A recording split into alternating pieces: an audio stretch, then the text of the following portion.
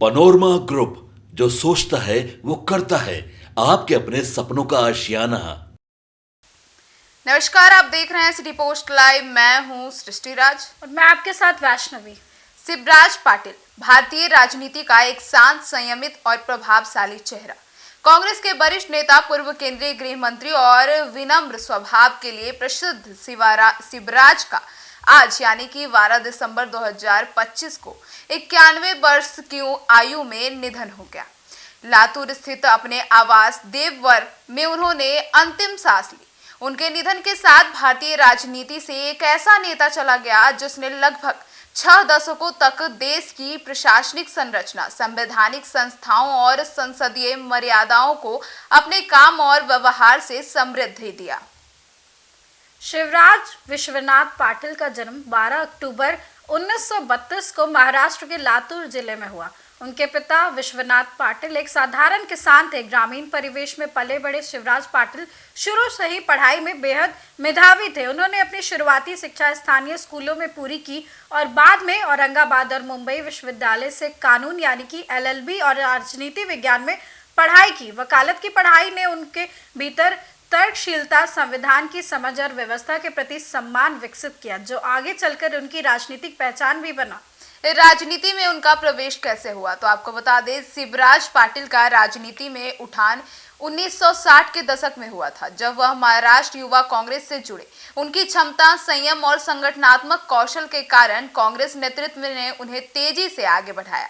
1972 में वे पहली बार महाराष्ट्र विधानसभा के लिए चुने गए। इसके बाद उनका राजनीतिक सफर लगातार ऊंचाइयों पर जाता रहा। अब बताते हैं कि केंद्र की राजनीति में कैसे उन्होंने प्रवेश किया। 1980 की बात है, जब उन्होंने पहली बार लोकसभा चुनाव जीता और दिल्ली की उच्च राजनीति में उनकी एंट्री हुई। यहाँ से उनका लंबा संसदीय करियर शुरू हुआ, जिसमें उन्होंने महत्वपूर्ण पदों पर काम किया।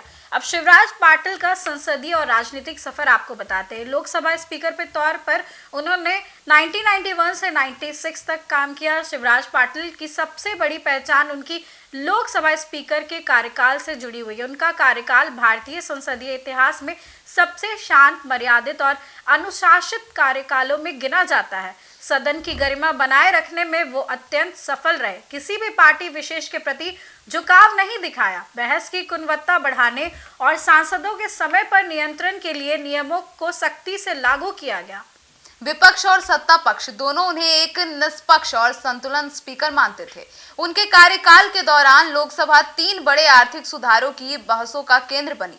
लाइसेंस राज खत्म होना, निजीकरण और उदारीकरण जैसे ऐतिहासिक फैसले भी दोहराना लिए गए।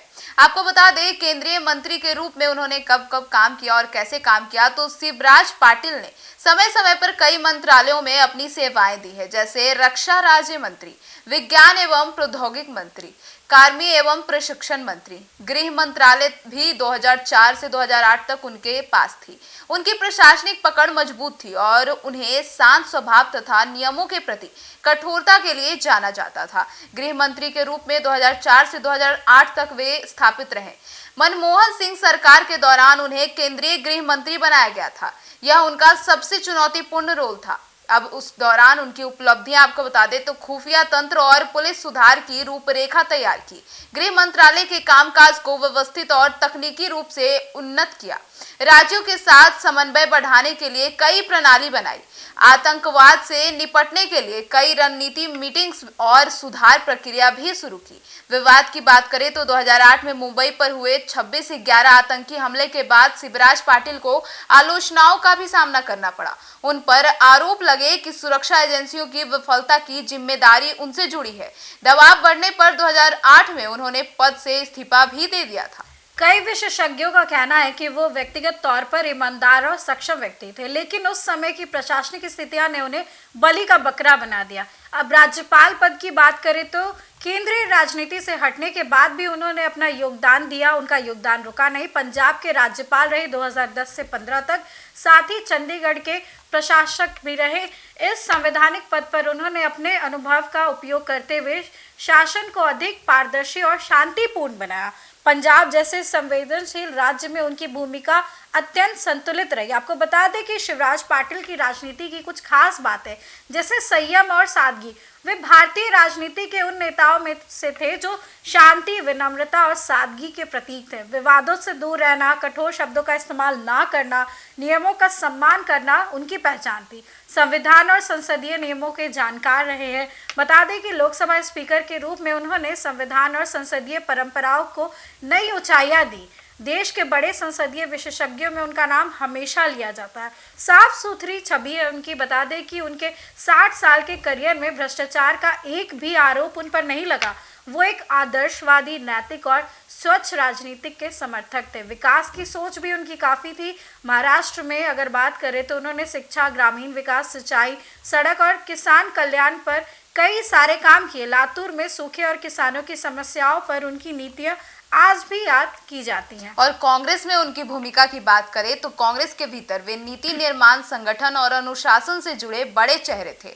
सोनिया गांधी और मनमोहन सिंह दोनों के करीबी रहे हैं। वे कांग्रेस वर्किंग कमेटी यानी CWC के महत्वपूर्ण सदस्य भी थे। निर्णायक मामलों में परामर्शदाता की भूमिका भी निभाते थे। पार्टी में वैचारिक और संगठनात्मक संतुलन बनाए रखते थे।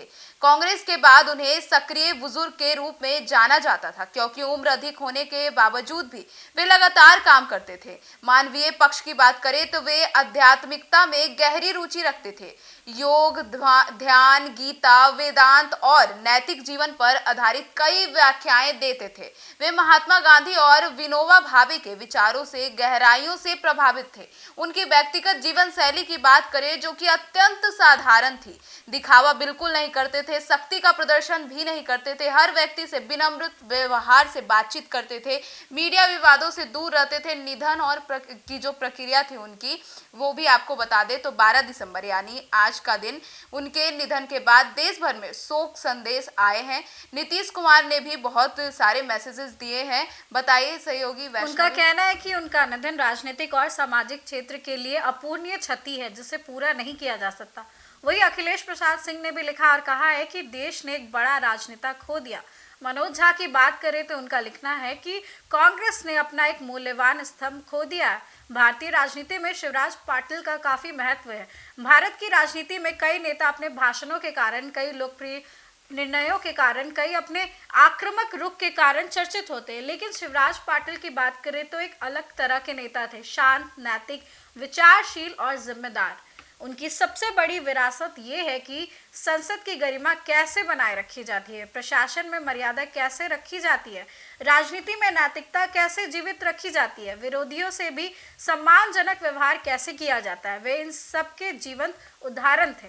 यही बात है कि शिवराज पाटिल का जीवन बताता है कि राजनीति सिर्फ सत्ता पाने का नाम नहीं, बल्कि सेवा, संतुलन, अनुशासन और मर्यादा का मार्ग है।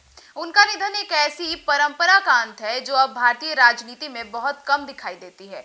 उनका योगदान आने वाली पीढ़ियों के लिए प्रेरणा का स्रोत रहेगा। भारत ने एक ऐसा नेता खो दिया है जो राजनीति से ज्यादा चरित्र, शिष्टाचार और नैतिकता के लिए जाना जाता था। तो फिलहाल इस खबर में इतना ही। आगे की खबरों के लिए जुड़े रहिए हमारे साथ और देखते रहिए सिटी पोस्ट लाइव। धन्यवाद।